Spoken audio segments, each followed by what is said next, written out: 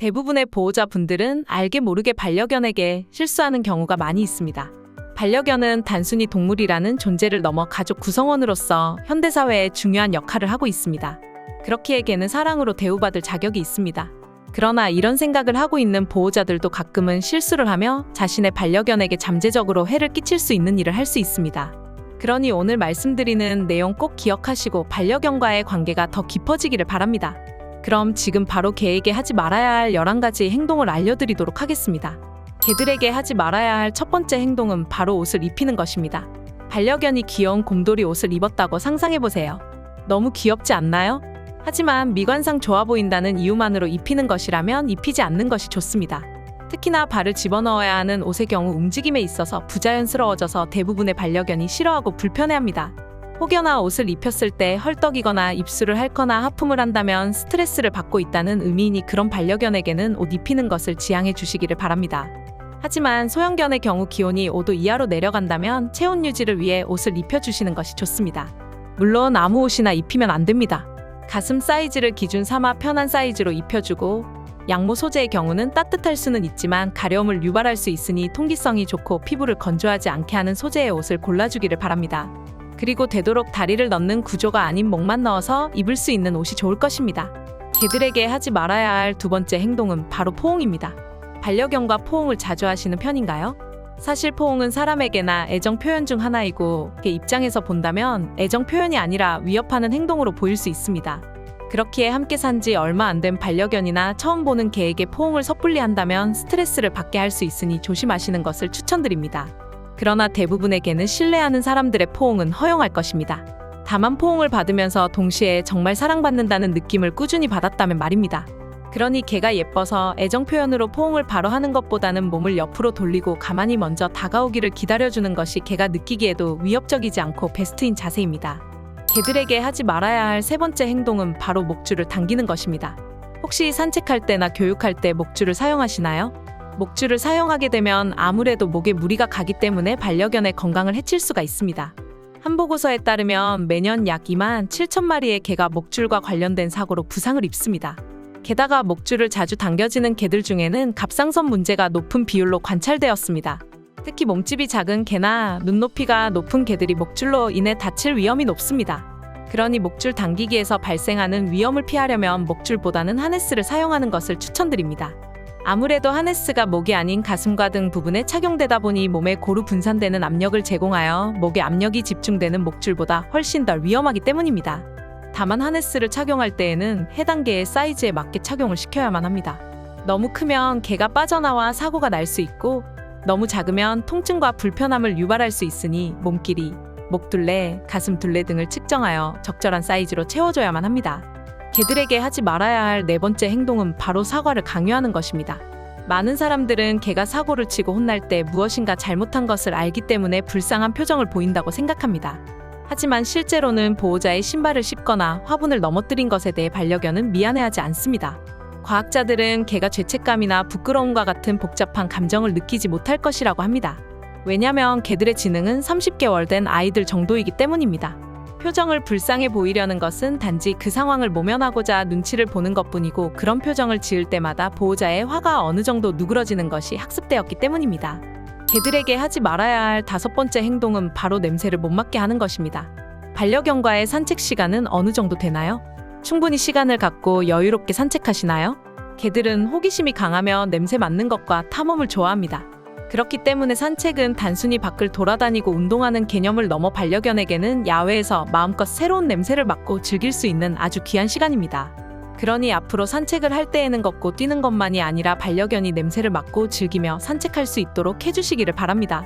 개들에게 하지 말아야 할 여섯 번째 행동은 바로 사람이 사용하는 제품을 사용하는 것입니다. 이런 사람들은 잘 없을 수 있지만 간혹 이런 분들이 계십니다. 예를 들어 사람이 사용하는 샴푸를 사용하면 개의 산성막을 깨뜨려 기생충, 바이러스 및 세균에 취약하게 만들며 피부가 건조하고 비듬이 생기게 할 수 있습니다. 또한 치약과 선크림에는 개가 삼키면 해로운 성분이 들어있을 수 있어 아주 위험할 수 있습니다. 그리고 무엇보다 염소 또는 암모니아를 포함하는 청소용 제품은 사람에게도 해가 있을 수 있지만 개에게는 더 위험합니다. 개들에게 하지 말아야 할 일곱 번째 행동은 바로 혼자 두는 것입니다. 개들은 무리를 지어서 생활하는 동물입니다. 그렇기 때문에 모든 것을 함께하며 무리에 충실합니다. 그러니 혼자 있으면 그만큼 외로움을 크게 느낍니다. 그러므로 평소에 산책을 많이 하고 가능한 많은 주의를 기울여 외로움을 달래주세요. 특히 혼자서 반려견을 키우시는 분들이라면 다른 사람들보다 더 많은 에너지를 반려견에게 쏟아주셔야겠죠. 개들에게 하지 말아야 할 8번째 행동은 바로 강한 향수를 뿌리는 것입니다. 개들의 후각세포는 1억 5천만에서 3억 개를 지니고 있다고 알려져 있습니다. 사람의 후각세포가 500만 개라는 점을 보면 정말 놀라울 정도로 많은 수치입니다. 또한 냄새를 분석하는 뇌 영역도 역시나 사람보다 40배나 크다고 합니다. 그러니 우리가 거의 느끼지 못할 수 있는 냄새라도 개에게는 매우 독할 수가 있습니다. 우리가 사용하는 대부분의 향수나 향초, 디퓨저 등에는 인공향이 들어있는 제품이 많습니다. 이러한 인공향은 석유 화학물질로 만들기에 천연향과 달리 다양한 질환을 유발할 수 있는 위험성을 지니고 있습니다. 이처럼 사람에게도 호흡기 질환을 유발할 수 있는 제품이니 개들에게는 당연히 좋지 않겠죠. 개는 후각이 예민해서 호흡기에도 자극이 있을 수 있지만 공기 중에 떠다니는 화학물질이 피부를 통해 흡수되는 것이 더 큰 문제를 일으킬 수 있습니다. 또한 만약 바닥에 떨어져 있는 오일 등을 반려견이 핥아먹는다면 소화기 질환에도 걸리게 될 위험이 있습니다. 그러니 반려견을 키우고 있더라면 향이 나는 제품 사용을 지양하거나 천연재료로 만든 것을 사용해주세요. 개들에게 하지 말아야 할 9번째 행동은 바로 차 안에 개를 혼자 두는 것입니다. 절대로 차 안에 개를 혼자 두지 마세요. 국립해양대기청에 따르면 차량 내온도는 그림자에 주차되어 있더라도 10분 이내에 20도 이상 상승할 수 있다고 합니다. 개는 사람처럼 땀을 흘리지 않으며 생각보다 빨리 과열됩니다. 이처럼 개들은 효과적으로 스스로 냉각할 수 있는 능력이 없으며 이런 개를 밀폐된 차 안에 두면 치명적인 결과를 초래할 수 있습니다. 그러니 잠깐이면 괜찮겠지라는 생각을 가지고 차 안에 반려견을 혼자 두는 일은 없게 해주세요. 개들에게 하지 말아야 할 10번째 행동은 바로 차 안에서 개를 안전하게 고정시키지 않는 것입니다.